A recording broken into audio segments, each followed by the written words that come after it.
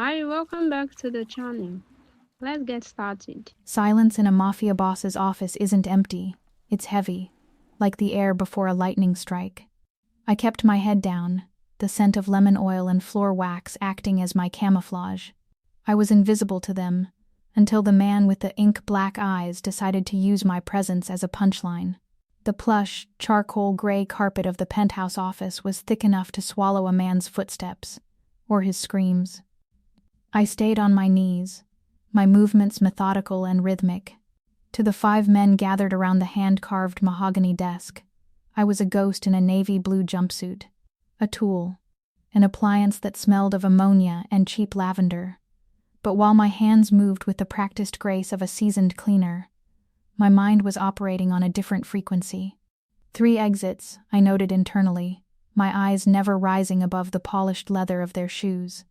Primary elevator, private stairwell behind the wet bar, and the reinforced floor-to-ceiling windows, load-bearing, likely bullet-resistant grade 4 glass. I shifted my weight, feeling the slight ache in my knees, a reminder of the life I'd left behind. My fingers gripped the microfiber cloth as I buffed a smudge off the base of a $10,000 sculpture. I didn't just see the art. I saw the reflection of the guard standing by the door. His holster was a Kydex molded OWB, the grip of a Glock 17 protruding just enough to indicate he preferred a fast draw over a concealed one. He was leaning on his right leg, weakness in the left meniscus. If I had to move, I'd take him out through the lateral collateral ligament. The air in the room was thick with the scent of $500 an ounce cologne and the metallic tang of oiled steel. Bae Kang-ju, the Iron King, sat at the head of the table. Even without looking up, I could feel the gravity of him. He was a void in the center of the room, pulling everything toward his charcoal-clad silhouette. "The Busan shipment is delayed," one of the underlings muttered, his voice trembling slightly. "The dock workers are refusing to move the crates without a 20% increase." Kang-ju didn't answer immediately. I heard the soft clink of a crystal glass hitting the desk. I focused on the pulse fluttering in his neck, visible even from my lowly position. It was steady, slow, a rhythmic beat that betrayed his utter lack of fear. He was a predator who knew he was at the top of the food chain. They think they have leverage because they speak a dialect I find. "Uncouth," Kang-ju said, his voice a smooth, dangerous baritone. He spoke in refined, Seoul-standard Korean, the kind used by news anchors and royalty. They think their tough Busan grit makes them untouchable. He paused, and I felt his gaze shift. It landed on the back of my neck like a physical weight. I kept my eyes on the floor, my breathing shallow and even. "Look at this one," Kang-ju said, a cruel amusement dancing in his tone. He spoke in Korean now, clearly assuming the black woman scrubbing his floor couldn't understand a syllable of his mother tongue. "I pay her a pittance to scrub the filth off my shoes. She works in silence. She has no voice, no agency. She is like the Busan dock workers, useful only when she is obedient, but at least she knows her place. She doesn't pretend to be more than the dirt she's cleaning." The men around the table chuckled, a sycophantic dry sound. "Perhaps we should send her to Busan," another man joked, his voice oily. "Maybe her low-level energy will remind them what happens to those who don't follow orders." Kang-ju leaned forward. I could smell the ink-like scent of his expensive stationery and the faint aroma of aged whiskey. "Why bother? She's just a shadow. You don't talk to shadows, and you certainly don't expect them to understand the language of kings."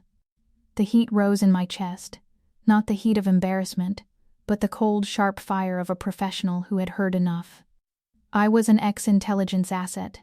I had decoded transmissions that determined the fate of nations. I had survived the back alleys of Yongdo and the shipping containers of Ganyul-got. I stopped scrubbing.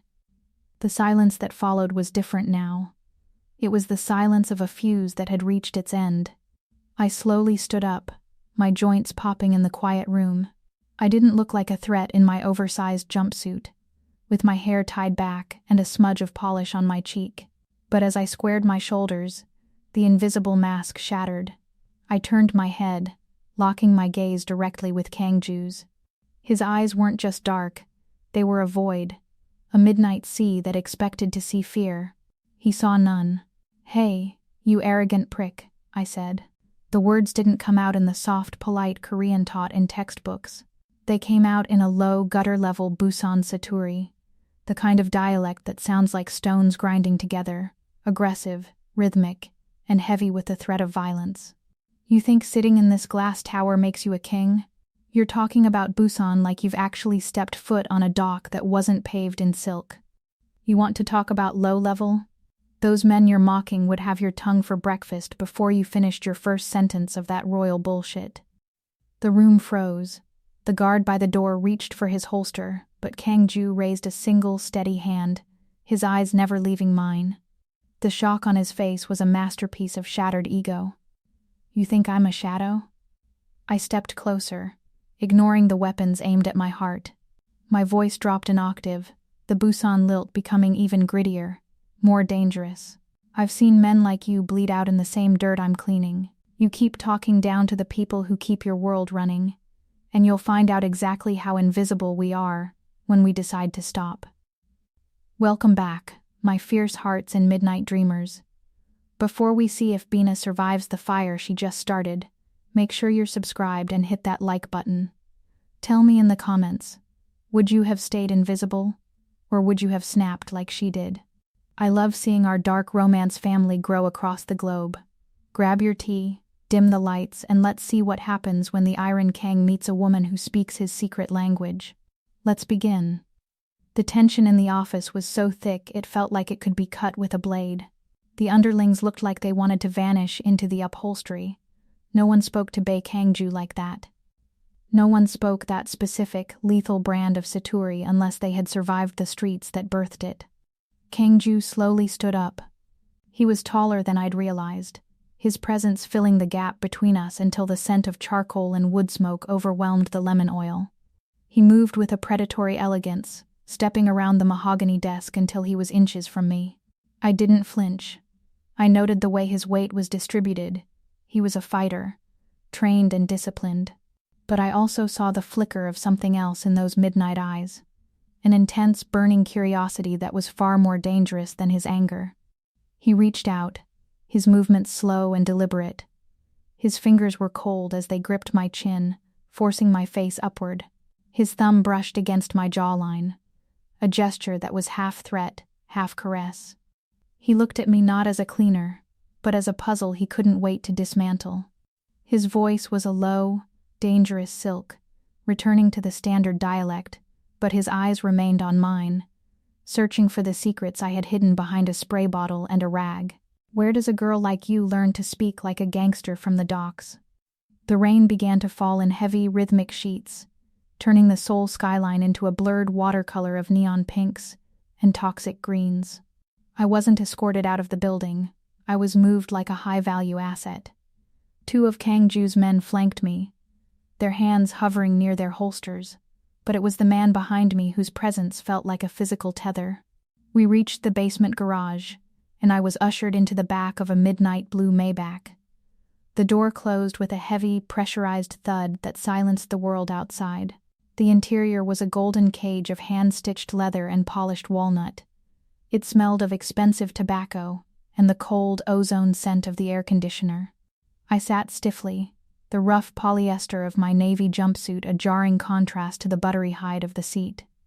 I still smelled of the lemon-scented bleach I'd been using to scrub his vanity, a sharp, sterile odor that seemed to offend the luxury of the car. Kang-ju didn't sit across from me. He sat beside me. He invaded my space with the calculated intent of a man used to breaking wills. His thigh was inches from mine, the charcoal wool of his suit trousers radiating a heat I could feel through my jumpsuit. I stared straight ahead at the rain-slicked windshield, watching the wipers bat away the city lights. "You didn't flinch when I grabbed you," he said, his voice a low vibration that seemed to hum through the leather. "Most people would be begging for their lives or offering me money they don't have. I've had guns pointed at me by people far more unstable than you, Bae Kang-ju," I replied, keeping my voice level. "You've got too much to lose to be sloppy. Sloppy people kill cleaners. Men like you calculate." I felt his gaze on the side of my face, a look like charred wood glowing with a dangerous hidden heat. He reached into the seat pocket and pulled out a slim, matte black tablet. He tapped the screen, and the blue light reflected in his eyes, making them look like pools of black ink. Calculated. Precisely, he murmured. He turned the tablet toward me. I didn't have to look long to feel the ice water in my veins. It wasn't a background check from a cleaning agency. It was a dossier with a heavy redacted stamp across the top. My face looked back at me from a grainy photo taken in a dark alley in Hong Kong 5 years ago. Bina Majoro, he said, the name sounding heavier when he spoke it. Ex-intelligence. Specialist in signal interception and linguistic decoding. Fluent in 7 languages, including 3 regional Korean dialects and 2 variants of Japanese. Vanished from the grid 3 years ago. He leaned in closer, his shoulder brushing mine.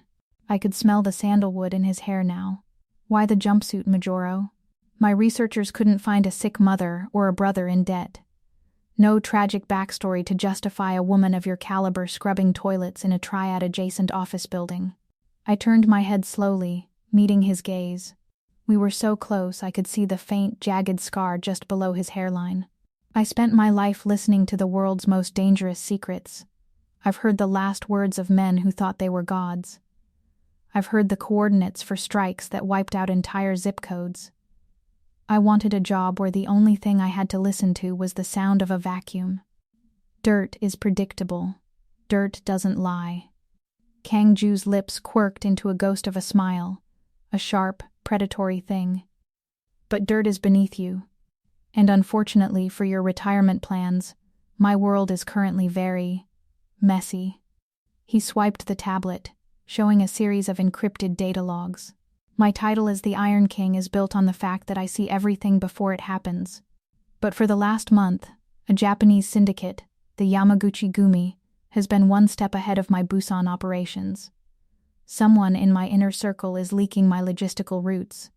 So kill them all and start over, I said coldly. That's the Mafia way, isn't it? Efficiency is the Mafia way, he countered. If I kill everyone, I lose the infrastructure. I need to know who. We have a summit in 48 hours at a private tea house in Incheon. The traders will be there. They expect a meeting with a cleaner present to tidy the room and serve the tea. Someone they consider part of the furniture. Someone invisible. I looked at the rain smears on the window. The city was a kaleidoscope of distorted light, beautiful and chaotic. I felt a familiar, unwelcome spark in my chest.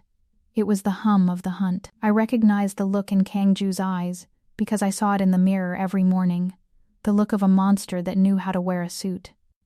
We were kindred spirits, born from the same darkness, just operating on different sides of the glass.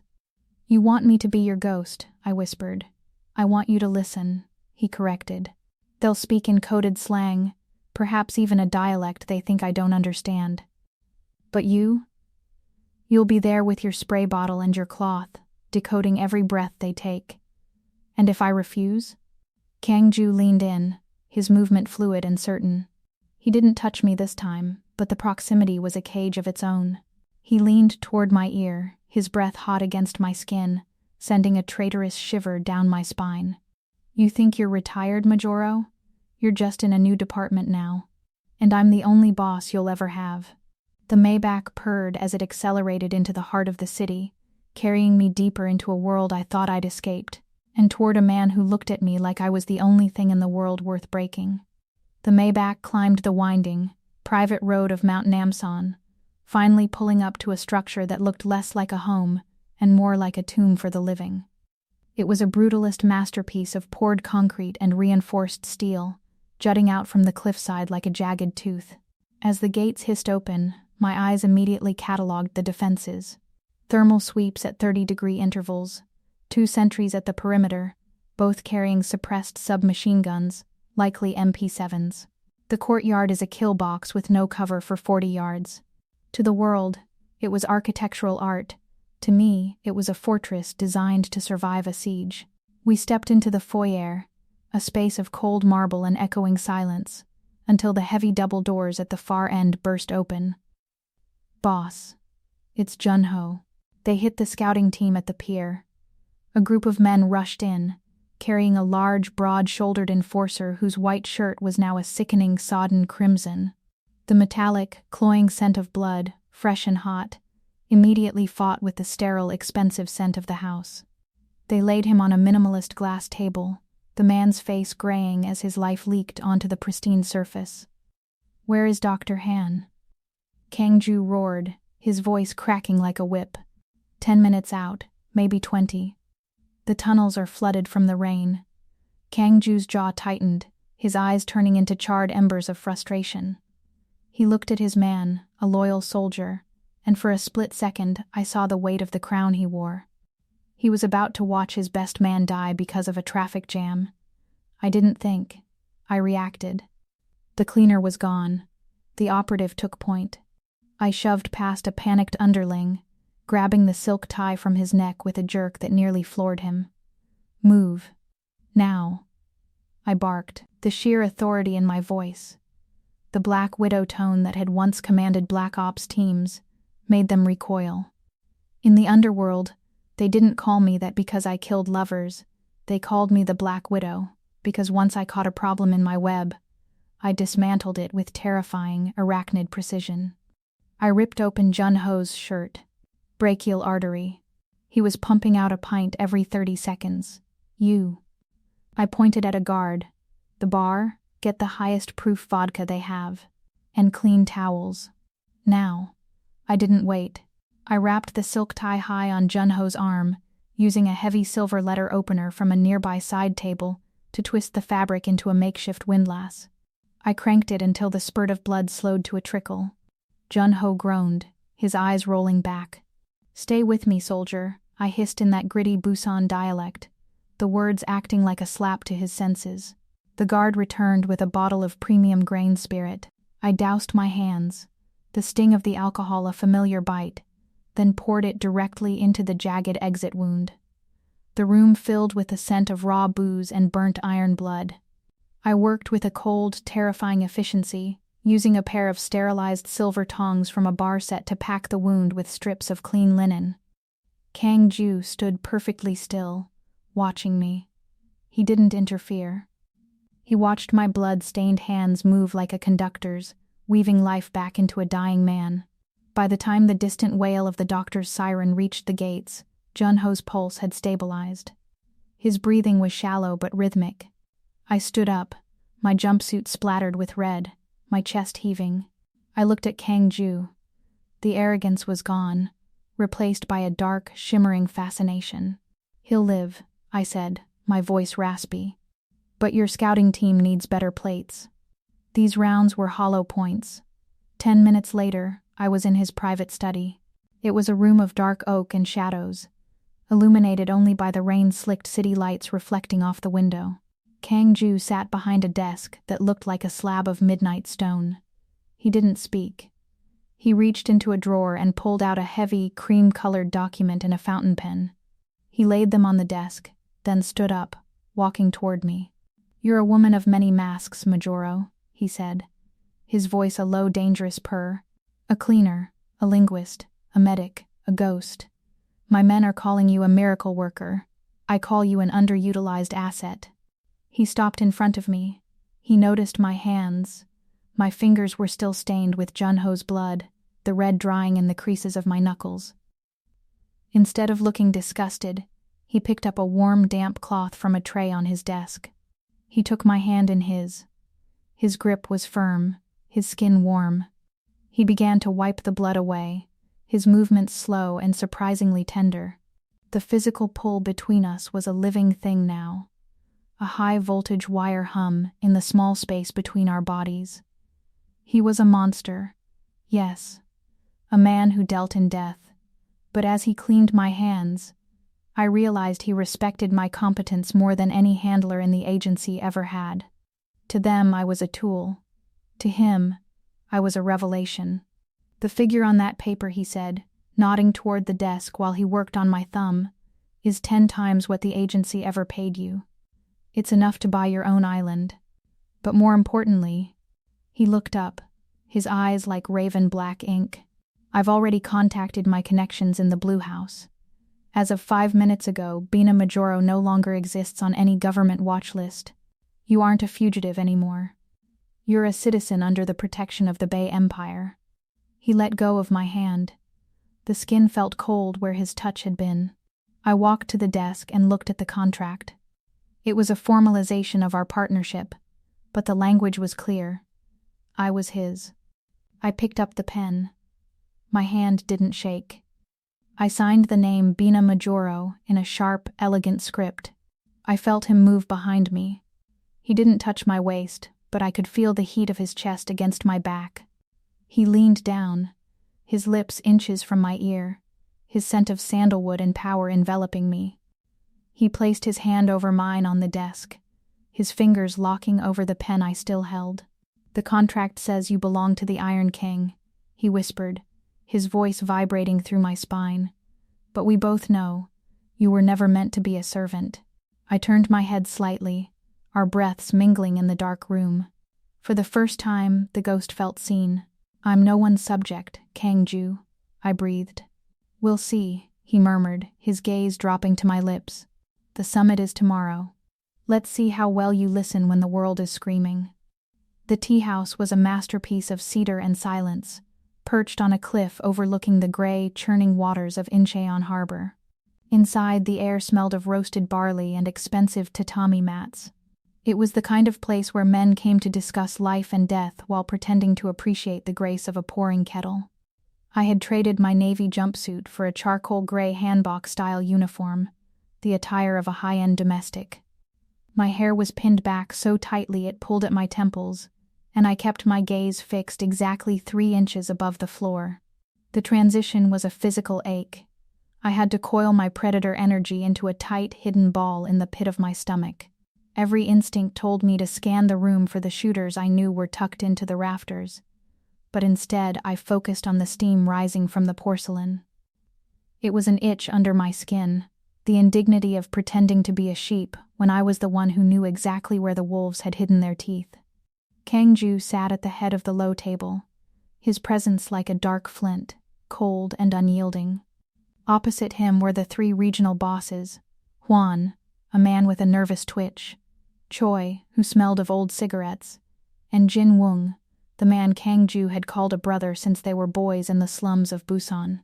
"The Japanese are breathing down our necks, Kang-ju," Jin Woong said in standard Korean, his voice smooth as honey. "The Yamaguchi Gumi want the Incheon routes. We need to concede a little to keep the peace." Kang-ju didn't blink. "I don't concede. I conquer. You know this, Jin Woong." I moved forward, kneeling beside Choi to refill his cup. As I poured, the men shifted. They glanced at me for a fraction of a second, dismissing me as a piece of the furniture, and then the language shifted. They began to weave a thick, corrupted Jeju dialect with jagged shards of Japanese Yakuza slang. To a standard translator, it would have sounded like regional gibberish. To me, it was a roadmap. "The package is marked," Choi muttered in the slurred Jeju tongue, his eyes darting to Jin Woong.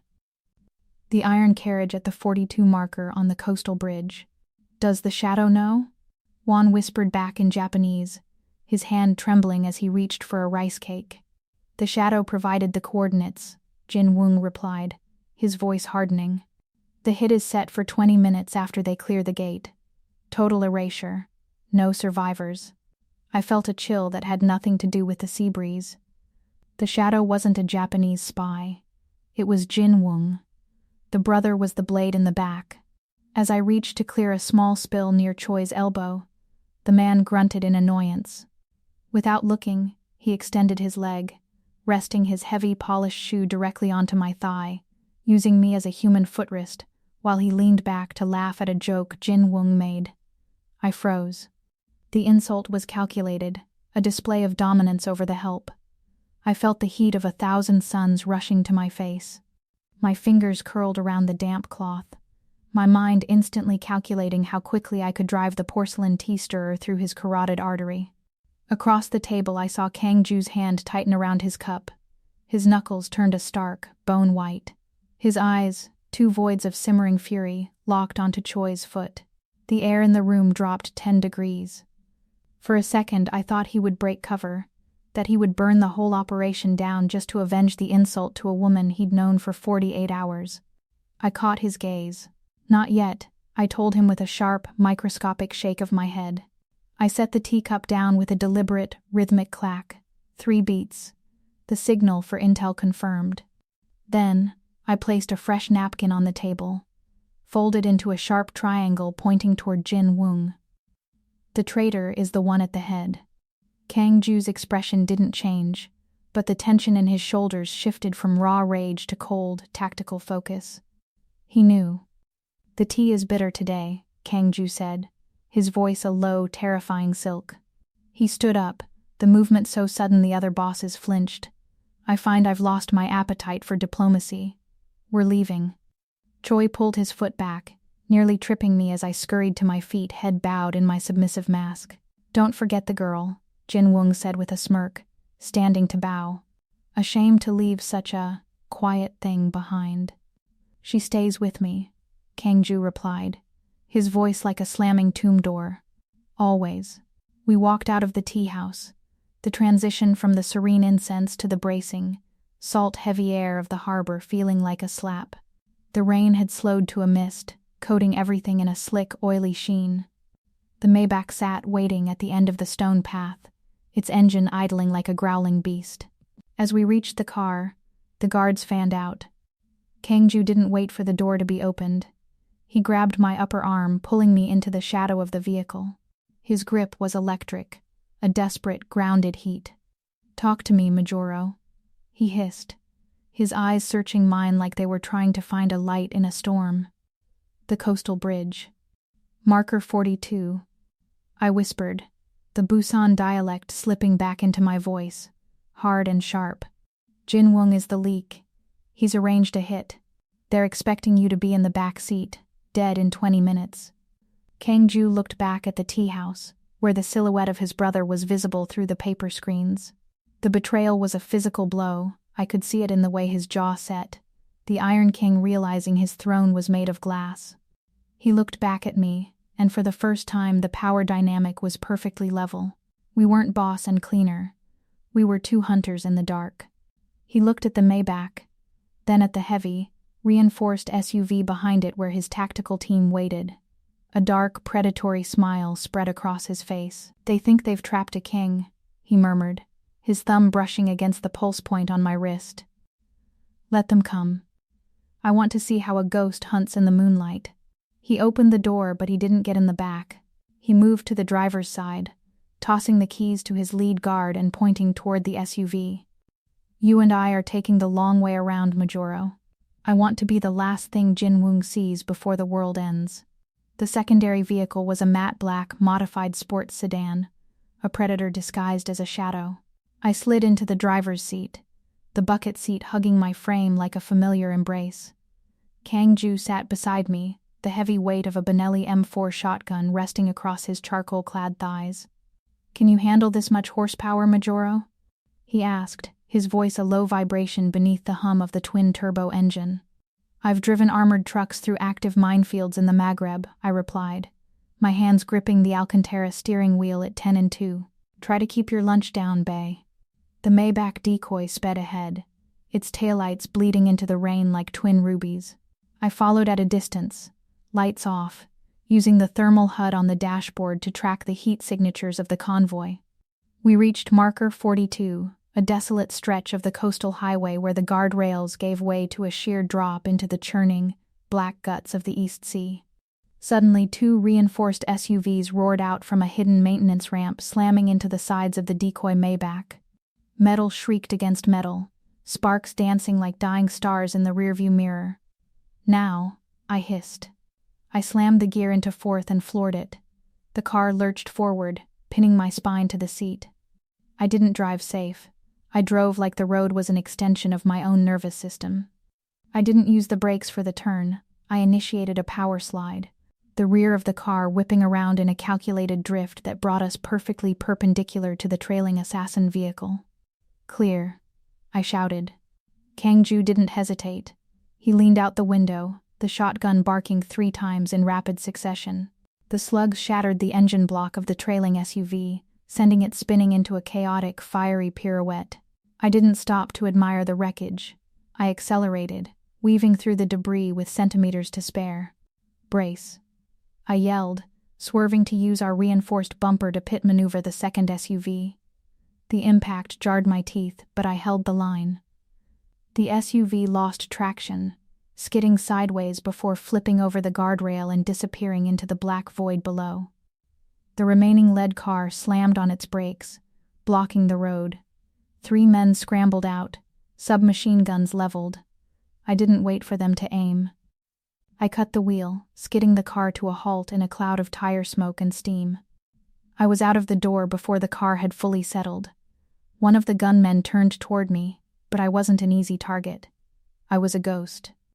I moved low, sliding across the wet asphalt. I didn't pull a gun. Instead, I reached into the hidden sheath at my thigh and pulled a ceramic cleaner's blade, non-metallic, invisible to sensors, and sharp enough to split a hair. He lunged. I stepped inside his guard, the movements of a Busan dock fighter taking over. "You think you can dance in the rain without getting wet, you piece of filth?" I snarled in that heavy guttural Busan Satoori. The man froze for a fraction of a second, his eyes widening in pure, unadulterated confusion. The dialect, so out of place on a woman who looked like an outsider, was a tactical flashbang.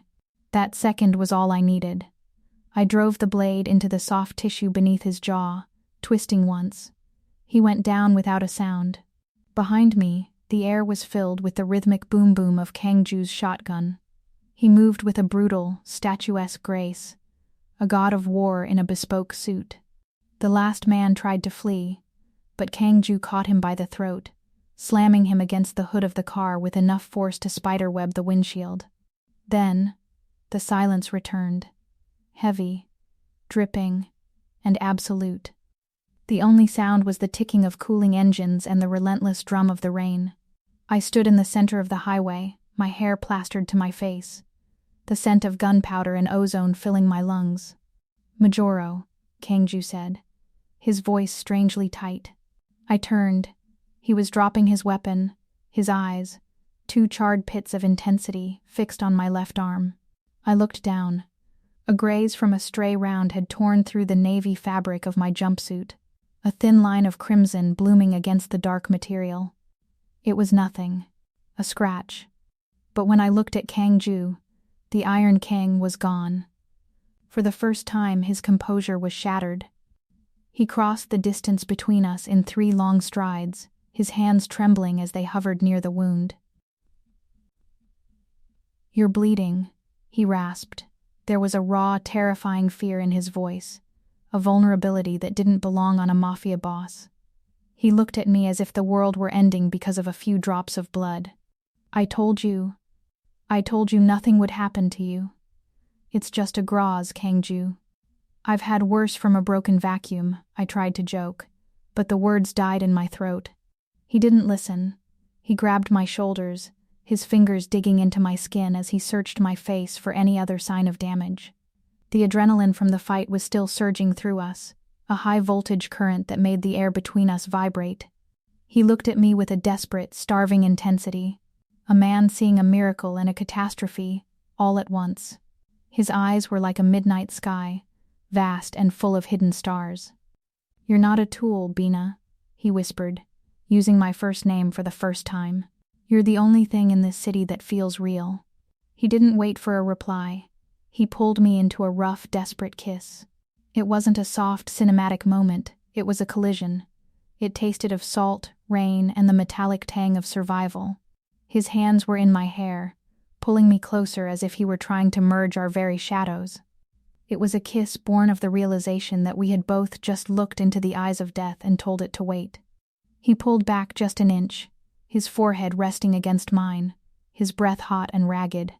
"I told you death works for me," he murmured, his gaze locking onto mine. "But tonight, it's working for us." The neon lights of the distant city smeared against the clouds, but in this circle of wreckage and rain, we were the only 2 people left on Earth. The fortress was silent, save for the low hum of the rain against the reinforced glass.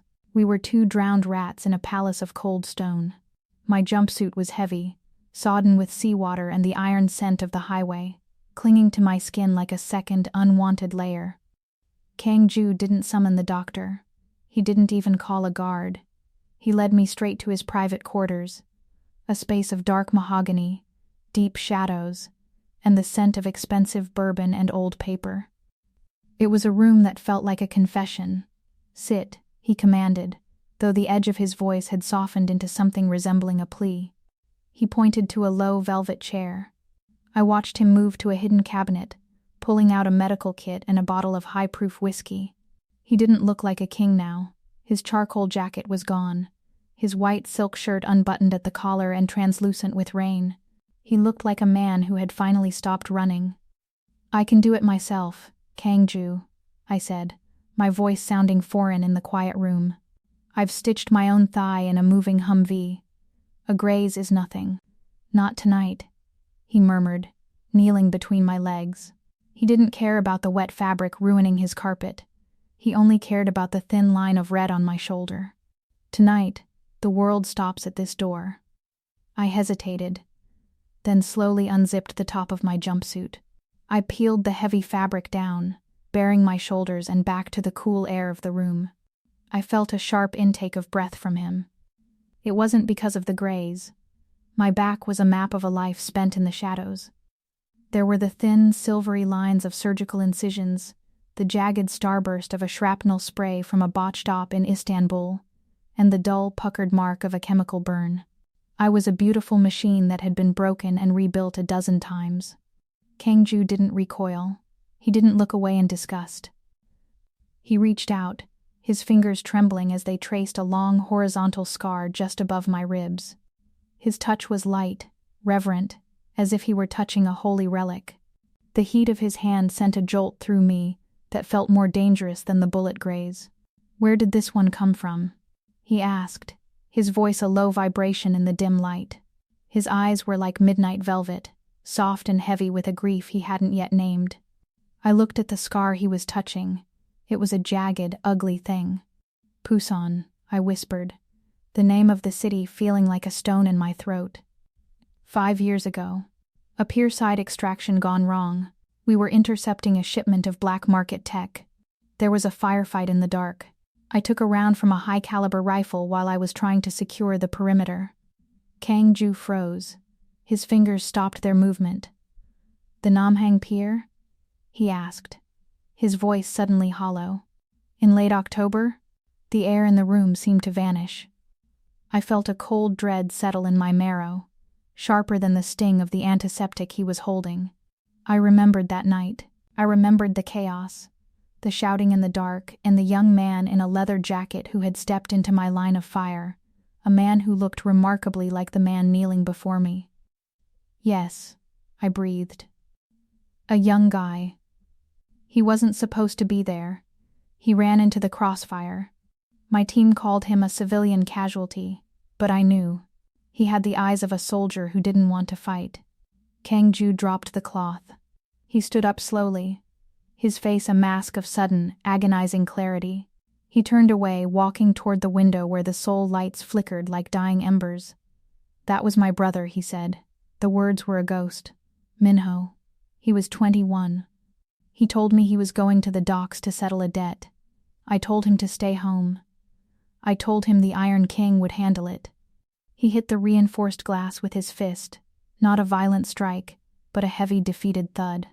I spent 5 years hunting the ghost who pulled that trigger. I burned down half of the Busan underworld looking for the shadow that took my blood. I sat there, half naked and bleeding, the silence of the room screaming in my ears. The man I was falling for, the man who had just risked his life for mine, was the man whose family I had shattered. I had been the invisible operative on the other side of that gunfight.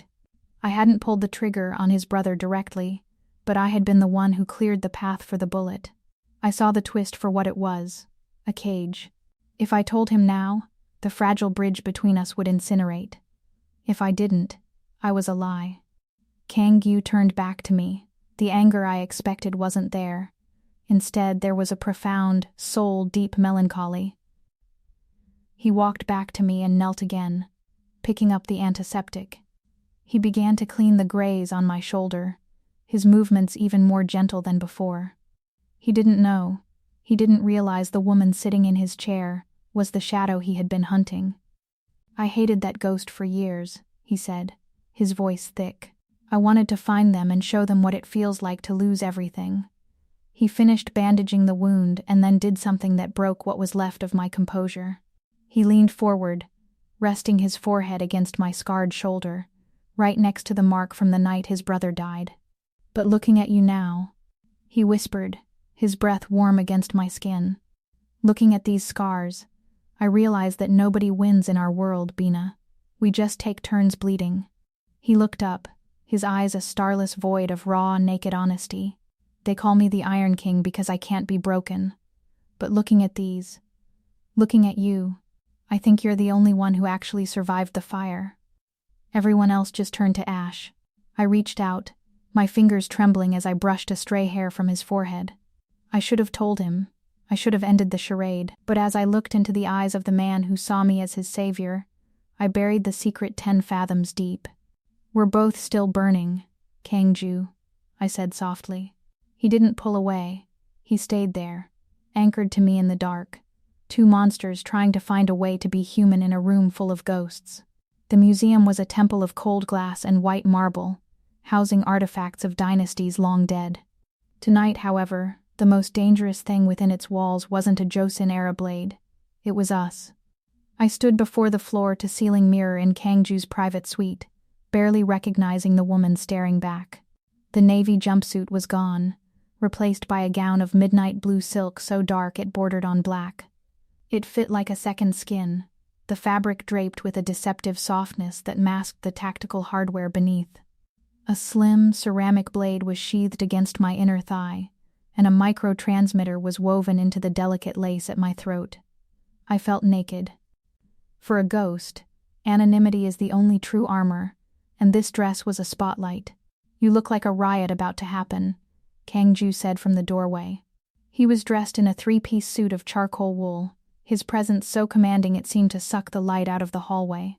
He walked toward me, his eyes, 2 voids of dark flint, scanning me with an intensity that made the lace at my neck feel like a collar. He didn't offer a compliment. He offered an acknowledgement of power. "I feel like a target," I countered, adjusting the silk over the graze on my shoulder.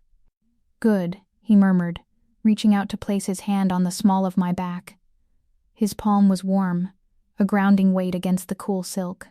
A target attracts fire, and I want to see who's brave enough to aim at what belongs to me. The gala was a sea of old money and new blood, a chaotic mix of politicians, starlets, and the hidden kings of the Seoul underworld. As we descended the grand staircase, the room fell into a jagged, uneven silence. The whispers started immediately, a low hiss that followed us like the wake of a ship. "Who is she? Where did the Iron King find a woman with that kind of carriage? Look at the way she walks, like she's counting the exits." Kang-ju didn't play the part of the gracious host. He ignored the outstretched hands of senators and the fluttering fans of socialites. His hand remained possessively on my waist, pulling me into his side with a gravity that brooked no argument. He wasn't introducing a fiancé. He was marking territory. He was telling the world that the Black Widow had arrived, and she was wearing his colors. "Director Choi is at 2:00, I whispered, my lips barely moving. "He's been staring for 3 minutes. He's looking for the girl who served him tea." "Let him look," Kang-ju replied, his voice a low, dangerous silk. "He's about to realize that some shadows have teeth." Choi approached us, flanked by 2 bodyguards who looked like they'd been carved from granite. He was dressed in a tuxedo that cost more than a small house, but he still smelled of the same stale cigarettes and arrogance. He looked at me, his eyes narrowed with a venomous suspicion. "Chairman Bae," Choi said, his bow shallow and insulting. "I didn't realize you had such exotic tastes in companions. She looks familiar. Have we met? Perhaps in a more service-oriented environment?" He spoke in a very specific archaic dialect of Korean, the Gungjung Ao, or royal court language. It was a linguistic trap, a way to humiliate anyone who hadn't been raised in the upper echelons of the cable elite. He expected me to stumble, to reveal myself as a commoner in a silk shroud. I didn't blink. I stepped forward, slipping out of Kang-ju's hold just enough to stand on my own. I didn't use the grit of Busan or the standard soul clip. I reached into my training, pulling out the refined, razor-sharp cadence of the Joseon aristocracy, a dialect so precise it made Choi's version sound like a peasant's imitation. "Director Choi," I began, my voice clear and cool as mountain water. "It is truly a testament to the fluidity of modern society that a man whose grandfather made his fortune selling diluted fuel at the Incheon docks can now stand in a museum and speak the language of kings. One wonders if the scent of the pier ever truly leaves the skin, or if it simply hides beneath the cologne." The silence that followed was absolute. Choi's face turned a mottled, bruised purple. I had just insulted his lineage, his business ethics, and his current status in a single grammatically perfect sentence. "You." Choi hissed, his hand twitching. "My fiancé has a hobby for linguistics," Kang-ju interrupted, his hand returning to my waist, his thumb stroking the silk in a slow, rhythmic threat. "She finds that those who try to hide behind words usually have the most to fear from the truth. Isn't that right, Director?" Choi backed away, the humiliation radiating off him in waves. But as he retreated, I saw the look in his eyes. It wasn't just anger, it was a realization. He had seen the way I moved, the way my weight shifted, the way I scanned the room. He didn't see a socialite. He saw the ghost. The weight of the night began to press in on me. Every time Kang-ju leaned down to whisper in my ear, every time he looked at me with a devotion that bordered on worship, the secret of the Busan pyre felt like a physical blade twisting in my heart. He loves a woman who doesn't exist, I thought, looking at our reflection in a display case of ancient pottery. He loves the savior. He'd kill the truth. We stepped out onto the balcony, the crisp night air of Seoul hitting my face like a reprieve. Below us, the city was a sprawling carpet of light, but all I could see was the black water of the docks 5 years ago. "You were magnificent," Kang-ju said, standing behind me. He wrapped his arms around my waist, pulling my back against his chest. He buried his face in the crook of my neck, his breath warm against the midnight blue silk. "They're terrified of you, Bina. I've never seen anything more beautiful." I closed my eyes, leaning my head back against his shoulder. The guilt was a suffocating shroud. I wanted to tell him. I wanted to scream that I was the reason he had a brother to mourn. But the look in his eyes, the way he saw me as his only light, kept the words trapped in my throat. "I just want the night to be over," I whispered. "Soon," he promised. "Once the traitors are cleared, we leave this city behind. Just you and me." From the shadows of the darkened gallery inside, Director Choi watched us, his phone pressed to his ear. His voice was a low, jagged rasp. "She's not a fiancé," Choi whispered into the receiver. "No socialite has eyes that cold. She's the ghost. I want the full file on the Busan pyre op from 5 years ago. I want the names of every operative on the docks that night, now. If I can't break the king, I'll give him a reason to break her." He ended the call, a slow, sickly smile spreading across his face. On the balcony, the Iron King held his queen, unaware that the fire he had survived was about to be reignited by the woman in his arms. The morning air in the fortress was gray and stagnant, the kind of light that makes every secret look like a stain. I stood in the kitchen, dressed in a simple black t-shirt and tactical trousers, my real skin. The silk gown of the night before lay in a heap on the floor of my quarters, a discarded skin. I stared into the dark depths of my coffee, seeing the Busan docks in the reflection. I couldn't breathe with this weight anymore. I had decided. I would tell him. I would walk into his study, look into those eyes, those voids of dark flint, and tell him I was the architect of his grief. Then, I would accept whatever justice the Iron King deemed fit. I was halfway to his office when the world tilted. The fortress didn't scream, it hummed, a low-frequency vibration that signaled a total lockdown. But the red emergency lights didn't pulse. They stayed a steady, bloody crimson. Internal override, my brain flashed. The call is coming from inside the house. I moved toward the armory, my heart hammering against my ribs. I saw Juan, the head of security, standing by the primary biometric scanner. He wasn't looking for intruders. He was looking for me. When our eyes met, there was no respect, only a raw, jagged hatred. The little prince's ghost has a name. Juan spat, raising his weapon. I dived behind a reinforced concrete pillar as a hail of submachine gun fire chewed into the architecture. These weren't assassins.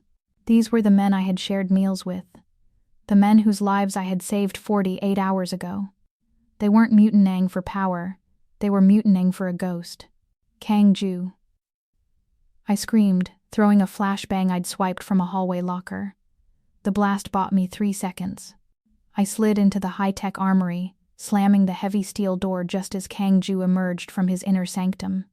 He had his 4.5 leveled at the door, his face a mask of confusion and rising fury. Majoro?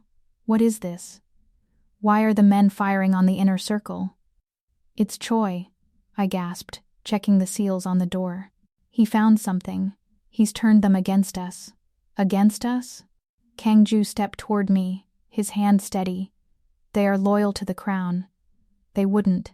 The massive monitors on the armory wall flickered to life, cutting him off. The grainy, high-contrast face of Director Choi appeared, smiling with the satisfaction of a man who had finally found the winning move. Chairman Bae, Choi's voice echoed through the room. I thought you might like to see the true face of the woman you've invited into your bed. This is from the NIS archives, Operation Midnight Tide.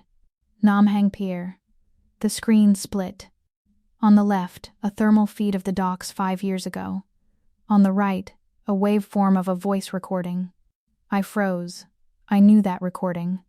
Target in sight, the voice on the screen said. It was crisp, professional, and unmistakably mine. The civilian is interfering. Extraction is the priority. Clear the path.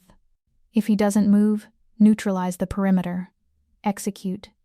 On the thermal feed, a young man in a leather jacket, Min-ho, stumbled into the frame. A flash of light followed. He fell. The ghost in the video, a blurred figure in tactical gear, didn't stop to help. She kept moving, her silhouette identical to the woman standing in the armory. The silence that followed was more violent than the gunfire outside. I couldn't look at him. I couldn't move. I felt the air in the room turn to ice. When I finally forced myself to turn, I saw a man I didn't recognize. Kang-ju wasn't screaming.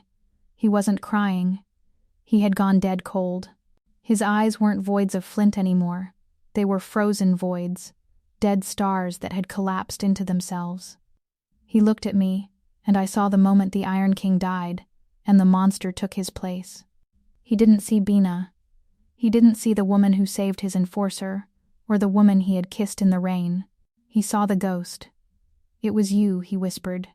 The words were flat, devoid of any human resonance. You were the one on the comms. You were the one who gave the order. Kang-ju, listen to me. Did you laugh? He asked, his voice rising just a fraction. A jagged edge of cracked onyx. When you scrubbed the blood off my floor, did you think it was poetic? Did you enjoy the irony of the cleaner hiding the mess she made 5 years ago? The armory door began to groan under the pressure of a hydraulic ram. Juan and the others were coming. They wanted blood for their fallen prince. We have to go, I said, my voice breaking. I'll explain everything, but if we stay here, they'll kill you too for protecting me. Protecting you? Kang-ju let out a short, hollow bark of a laugh. He lowered his gun, but it wasn't a gesture of peace. It was a gesture of utter contempt. The door buckled. The first wave of guards surged in. I moved with the desperation of a cornered animal. I couldn't kill them. These were his men. I used the butt of my pistol, my elbows, and the edges of the equipment racks. I moved in a blur of Black Widow lethality, but I kept my strikes non-lethal, breaking wrists, shattering kneecaps, disabling them with a terrifying surgical speed. I was fighting for the life of a man who now hated me more than death itself. I cleared a path to the service elevator, shoving a dazed guard aside. I grabbed Kang-ju's arm to pull him in, but he wrenched it away as if my touch were acid. He stepped into the elevator, but he kept his distance, standing in the far corner as the doors hissed shut. The ascent was silent. The only sound was my ragged breathing and the blood dripping from my knuckles onto the floor. The elevator opened to the rooftop helipad. The wind whipped my hair across my face, stinging my eyes. The city of Seoul lay below us, indifferent to the massacre in the fortress. Kang-ju stepped out and stopped. He didn't head for the chopper. He turned around, and this time his gun was leveled directly at my heart. His hand didn't shake. The Iron King was back, but he was hollowed out, a shell of frozen rage. "The men were right," he said, his voice barely audible over the wind. I was blind. I thought I had found a kindred spirit, a partner. He stepped closer, the barrel of the pot .45 pressing into the center of my chest, right where my heart was trying to beat its way out. "The ghost didn't die at the pier," he said, his eyes looking through me as if I were already a corpse. "She just waited for me to love her so she could finish the job. Then pull the trigger." "Kang-ju," I whispered, my voice thick with tears I refused to shed. "If you think I did this to hurt you, then finish it. But I didn't stay to kill you. I stayed because for the first time in my life I wanted to stop being a ghost." His finger tightened on the trigger. I saw the muscle in his jaw flex. The world narrowed down to the black hole of the barrel and the frozen onyx of his gaze. "You're not a woman," he spat. "You're just a very beautiful haunting." He didn't fire. Instead, he lunged forward, grabbing my throat with his free hand and pinning me against the tail of the helicopter. His grip was bruising, a desperate, hateful contact. "I'm going to find Choi," he hissed into my ear. "And when I'm done with him, I'm coming for you. Run, ghost, run as far as you can. Because if I see your face again, I won't hesitate." He shoved me away, toward the edge of the helipad. He boarded the chopper alone, the blades beginning to roar, kicking up a storm of dust and grit. I stood there, battered and bleeding, watching the only man I'd ever loved fly away into a sky that offered no forgiveness. The shipyard was a graveyard of rusted iron and broken dreams, a skeletal landscape where the scent of salt air was choked out by the stench of industrial decay. I didn't go to a safe house. I went to a dead drop hidden beneath the floorboards of a derelict laundromat in the Busan slums. The gear was waiting. I stripped away the remnants of my civilian life. No more navy jumpsuits. No more midnight blue silk. I pulled on a matte black tactical bodysuit, a composite weave of Kevlar and ceramic plates that felt like a second skin. I strapped the twin combat knives to my thighs and holstered the suppressed HK-416 across my back. But my most lethal weapons weren't made of steel. In the trunk of a stolen sedan, I worked with the cold, focused precision of a cleaner. I took gallon jugs of high-concentration ammonia and pool chlorine, industrial-grade supplies I'd swiped from the shipyard's own maintenance shed. I rigged them with small, remote-detonated blasting caps. In the right concentration, I wasn't just making a mess. I was making a localized atmospheric poison. I was no longer Bina Majoro, the invisible maid. I was the ghost. And tonight, the ghost was going to haunt the Namhang Pier one last time. The shipyard was crawling with Choi's mercenaries, men in tactical gear with thermal optics. They thought they were the hunters. They didn't realize that in this labyrinth of shipping containers and rusted cranes, I was the apex predator.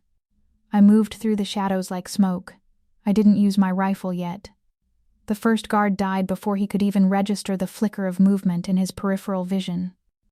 I dropped from the gantry of a crane, my knees locking around his neck, the ceramic blade sliding into the base of his skull with a sickening, silent crunch. I lowered his body into the dark water below without a splash. 2 minutes to the extraction point, I noted, my mind a tactical HUD. 16 hostiles remaining. I moved through the dead zones of their security sweep. I used a pressurized canister of degreaser and a flare to create a localized backdraft in a shipping container, drawing 3 guards toward the flames. As they moved to investigate, I picked them off from the shadows, 1, 2, 3, the suppressed rounds sounding like nothing more than the heavy raindrops hitting the iron. They called me the Black Widow because I didn't just fight, I wove a web. I wasn't just killing men, I was dismantling a machine. I reached the center of the yard, where a massive, half-built tanker loomed like a metal whale. Inside the hollowed-out hull, I saw the flickering light of portable halogen lamps. And I heard Choi's voice, amplified by the echoing steel. "Look at the Iron King now," Choi mocked, his voice dripping with a sickly, triumphant grease, bled out in the dirt, just like his brother. Only this time, the world gets to watch. I peered through a gap in the hull. Kang-ju was pinned against a rusted bulkhead, his white shirt now a tattered crimson rag. He was out of ammo, his shotgun discarded yards away. He looked up at Choi with eyes like scorched earth, raw, burning, and utterly unafraid of the end. He was a king even in the dirt. Choi raised a gold-plated pistol, aiming it at Kang-ju's forehead. 2 men stood behind Choi, filming the execution with high-def cameras. "Any last words for the ghost, Chairman?"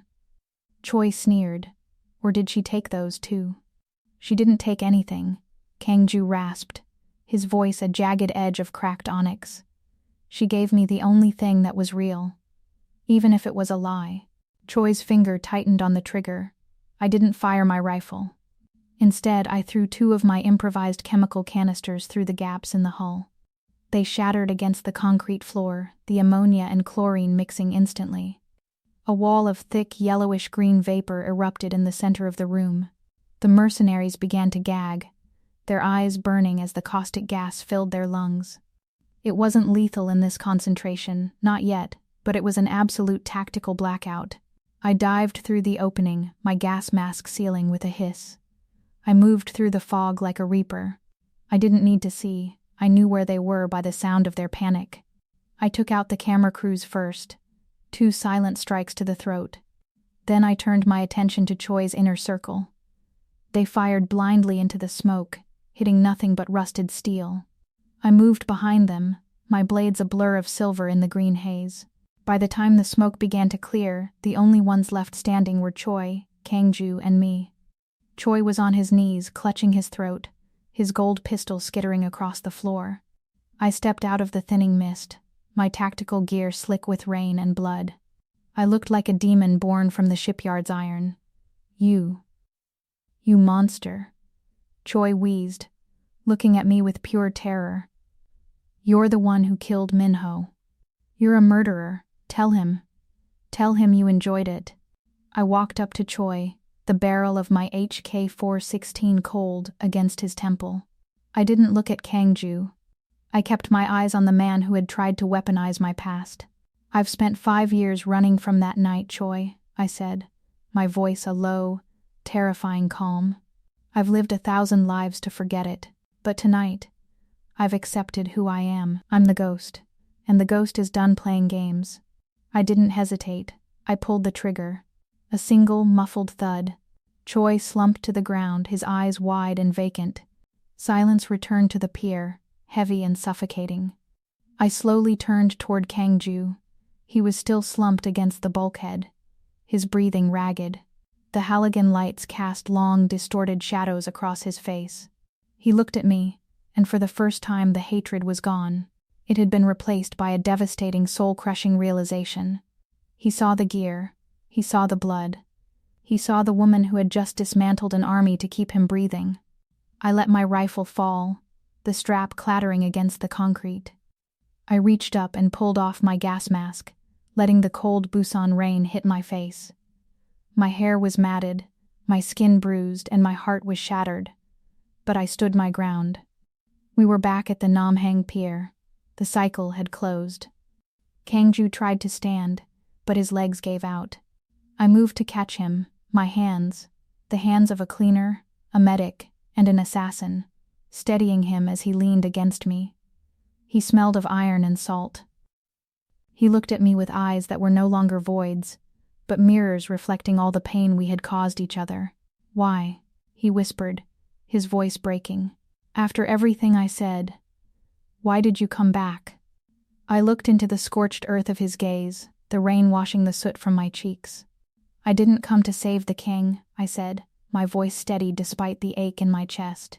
"I came to save the man who cleaned my hands when they were covered in blood." Kang-ju reached out, his blood-stained fingers trembling as they touched my face. The Iron King was gone. There was only a man, broken and bleeding, holding on to the only truth he had left. "Bina," he breathed. "I'm here," I whispered. "I'm not a ghost anymore." The rain poured down on the Namhang Pier, a cold baptism for two monsters who had finally found their way home. The morning sun hit the floor-to-ceiling windows of the penthouse. But the light didn't feel cold anymore. It felt like a spotlight. I sat behind the hand-carved mahogany desk, the same desk where I had once scrubbed away the fingerprints of men who thought I was invisible. I wasn't wearing a jumpsuit. I was dressed in a tailored emerald green power suit that cost more than my previous 3 lives combined. My hair was styled in sharp, sleek lines, and my hands, once calloused from bleach, were now steady as I flipped through a digital ledger of shipping routes. A man named Park, a mid-level logistics manager who had survived Choi's purge, stood across from me. He was sweating, his eyes darting toward the empty space where Kang-ju usually sat. He clearly thought the Iron King was the only one with teeth in this room. "It's a minor discrepancy." "Madam," Park said, his tone dripping with a condescension he thought he was hiding. 12% of the Incheon textiles were diverted due to weather.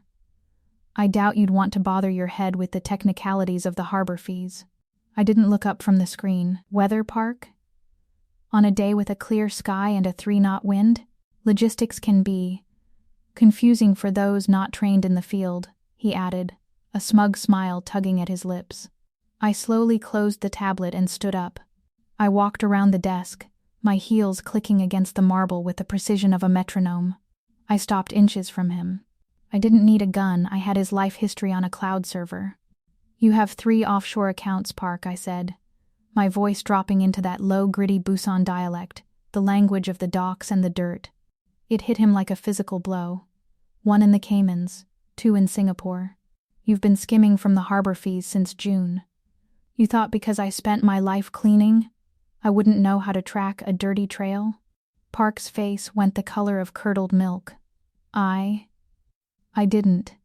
I'm the Black Widow, you pathetic little thief," I whispered, the dialect making every word sound like a sharpened blade. "I don't just find the mess, I eliminate the source. Your accounts have been frozen. Your passport is currently being shredded by my security team. You have 10 seconds to leave this building before I decide that cleaning your existence is my favorite part of the day." Park didn't even wait for 5 seconds. He practically tripped over his own feet as he scrambled out the door. I felt a presence behind me before I heard him. The scent of sandalwood and expensive tobacco filled the air. I turned to see Kang-ju leaning against the doorframe, his charcoal suit jacket open, his eyes, infinite shadows of midnight velvet, glowing with a pride so fierce it was almost tangible. He hadn't intervened. He didn't need to. He watched me dismantle that man with the same reverence he had once shown my scars. "You're getting soft, Majoro," he teased, walking toward me. "You let him keep his tongue."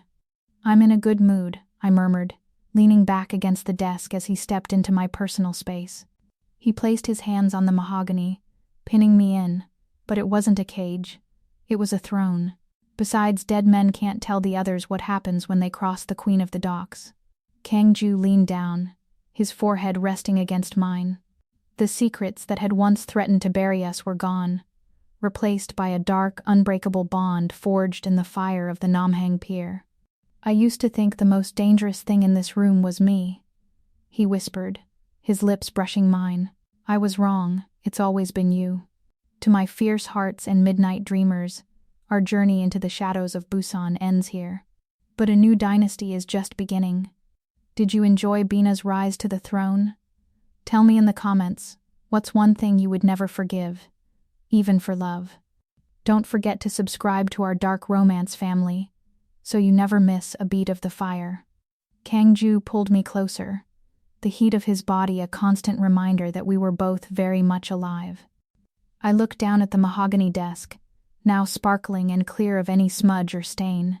You know, I whispered, a slow smile spreading across my face. I think I finally found a job where the only thing I have to listen to is the sound of an empire being built. Silence in a mafia boss's office isn't empty, it's heavy.